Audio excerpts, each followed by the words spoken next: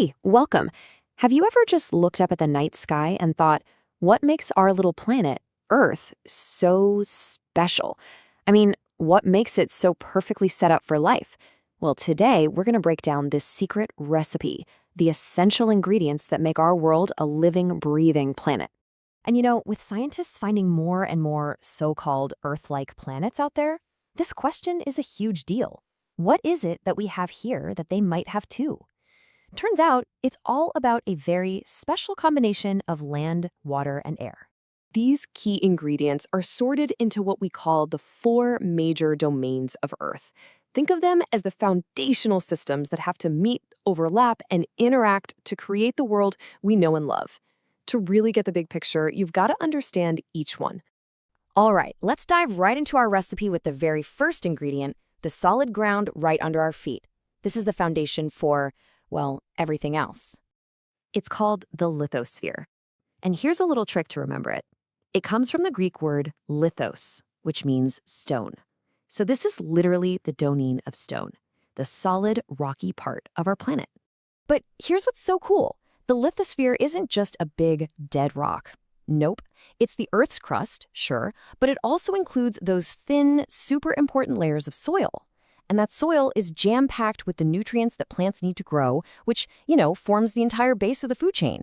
It's the literal groundwork for life. Now, the surface of this lithosphere is basically broken up into two major parts. You've got the huge land masses we call continents, and then you've got these massive dips and valleys that hold our oceans, the ocean basins. And this map just lays out those continents for us perfectly. I mean, from the enormous expanse of Asia all the way to the icy remote continent of Antarctica, these are the massive stages where life plays out in a million different ways. And just to give you a sense of the mind-boggling scale of the lithosphere, check out these extremes. The highest point on land is Mount Everest, right? It's soaring 8,848 meters up. But get this, the deepest point, the Mariana Trench, plunges down an unbelievable 11,022 meters. That means the greatest depth of the ocean is actually more than the highest point on land. Crazy, right?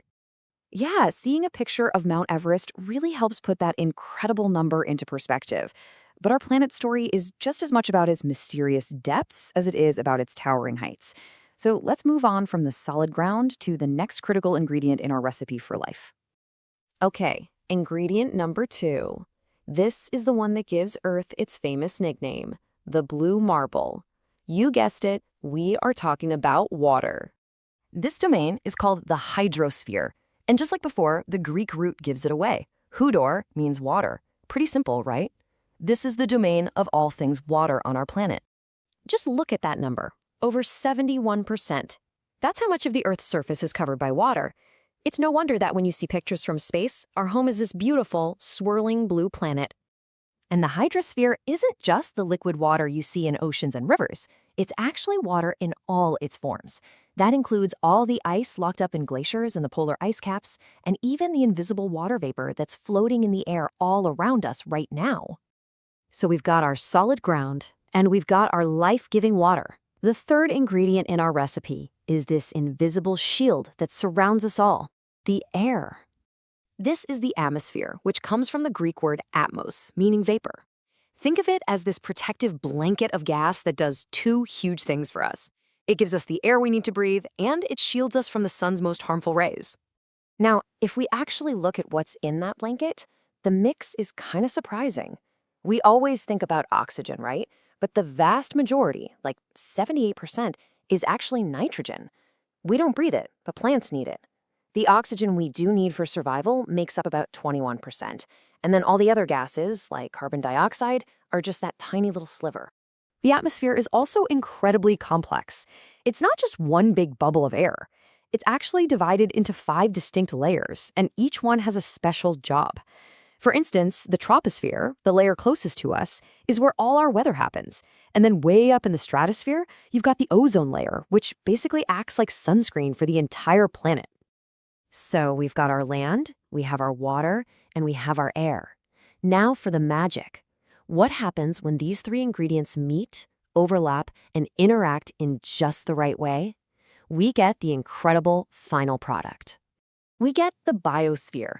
Bios is Greek for life, and that is exactly what this is, the domain of life. It's not some separate place, but it's that very narrow zone where the lithosphere, the hydrosphere, and the atmosphere all come together to make life possible. This special zone is what truly makes Earth a haven. Every single living thing, from the smallest microbe in the soil to the biggest blue whale in the ocean, exists right here. And what's absolutely crucial is that we are all interconnected, depending on this delicate dance between land, air, and water for our survival. You know, this quote really just nails it. The surface of the Earth is a complex zone where these three things, land, water, and air, meet, overlap, and interact. That interaction is everything. So there we have it, the recipe for a living planet. But, you know, just like any good recipe, the balance of the ingredients is the most important part. And that brings us to our final and most critical takeaway. And really, this is what it all boils down to. Our survival, and the survival of all life, depends completely on keeping that delicate balance of nature between these physical domains. They are what support the biosphere, the zone of life. Which leaves us with a really important question to think about. We know the recipe now, we understand the ingredients, and we see the incredible results. So the real question is, how do we act as responsible caretakers to make sure this delicate balance, this